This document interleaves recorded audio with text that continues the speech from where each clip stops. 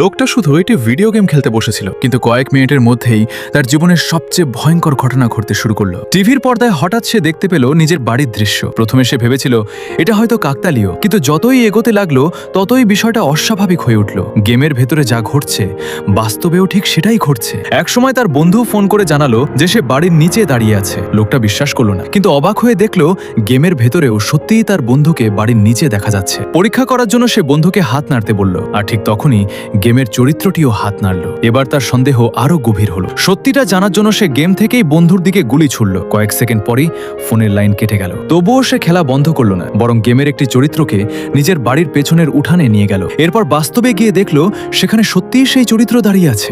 ভয়ে তার শরীর কাঁপতে শুরু করল, কিন্তু সবচেয়ে ভয়ঙ্কর মুহূর্ত তখনও বাকি ছিল। সে চরিত্রটিকে বাড়ির ভেতরে নিয়ে এলো, তারপর নিজের দিকে বন্দুক তাক করল। অবিশ্বাস্যভাবে গেমের চরিত্রটিও তার দিকে বন্দুক তাক করল। আর সেই ভুল বিশ্বাসের কারণেই সে চাপ দিল ট্রিগারে। তা তার জীবনের শেষ ঘটনা হয়ে রইল।